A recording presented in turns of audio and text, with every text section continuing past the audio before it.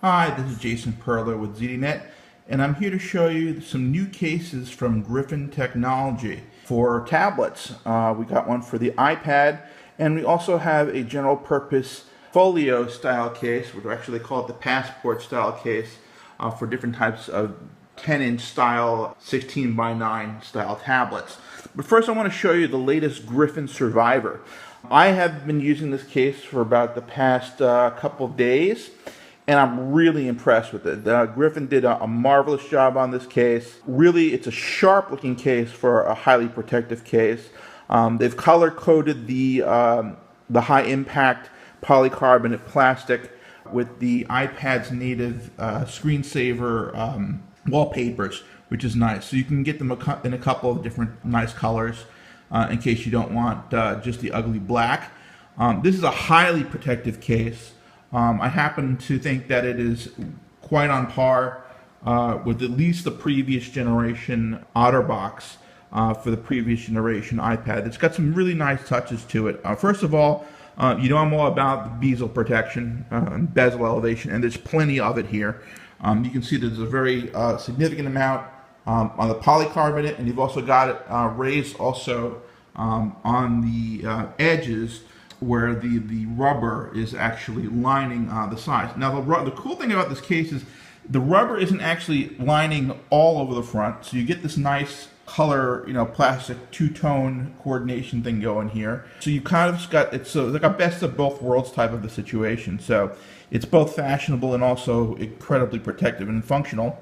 You can see the back of the case has integrated, if I can pull this right off here. This is the only thing I don't like about this case, but it's kind of nice that they include it. It's a built-in stand that stands alone, so you can take it off the case.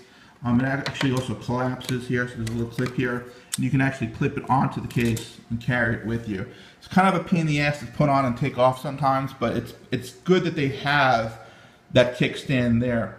OtterBox actually has a kickstand built into their top cover. So this case doesn't come with a top cover, but then again, it also doesn't add that extra weight as well. There is a permanent screen protector here on the top shell. If you look in the back here, we've got polycarbonate showing through, plus the silicone wrap, right? So one of the things about this case is that it was a slight pain in the butt to put inside this case. It wasn't sort of a straightforward pull the rubber off and put it inside the clamshell. It was sort of a hybrid sort of merging it together sort of exercise, and it kind of required sort of just tightening the feel around the edges in the back so it got a nice snug fit. But once you get it inside the case, it's a fantastic case. I mean, I love this case. So far, this is the only iPad Air case that I have been able to feel good about walking around with around the house, taking on trips.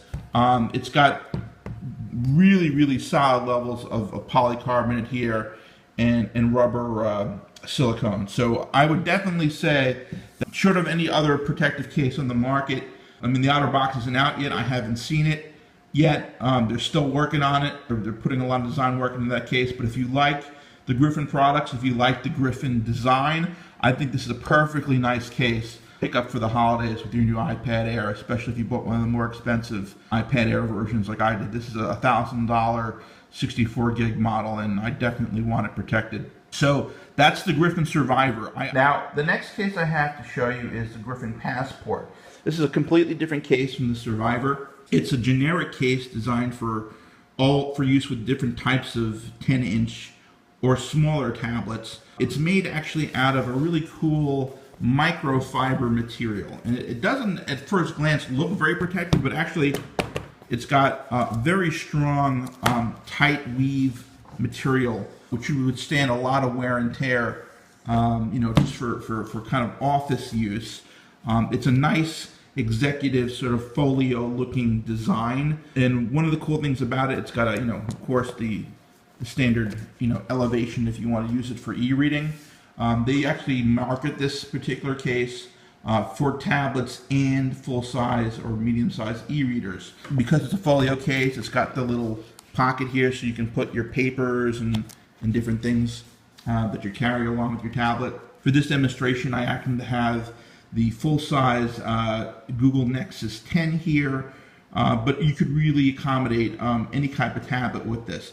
The one weakness of this case, other than obviously it's not a monster protective case like that one, it's that because it's a generic design, right? These particular straps here will sometimes interfere with the actual button placement on some of these tablets. So, for example, for the Nexus 10, I have this corner shoved in, right? I don't use the strap in there, so I use the strap. Actually, we'll wrap the strap there. But let me take this out of the case entirely and show you the entire inside, right? So there's actually got two sets of straps. They got ones for the 10-inch, and they got ones for the smaller one. So this could accommodate a Kindle Fire HDX, some of the other ones out there. I haven't tried this with a Surface yet, but I'll probably try to shove a Surface in this next. Nice case. I mean, just nice material. It feels like it's made out of quality stuff. Strap here, which wraps around the front to keep everything from falling out. There's a Griffin logo here. I'm not exactly sure what this tab does other than for decorative purposes, but it's a nice, if you just want basic screen protection, right? This will more than do. I mean, certainly. It'll definitely protect the back of your device from scratches, the front of your device from scratches, and from forward impacts. Side impacts, you might actually, it's pretty rigid. So I mean, it may not stop a really bad drop, but it'll be pretty good. So, Jason Perlow with Tech Broiler, and pissing off my dogs because I just made a knock knock sound. Signing off.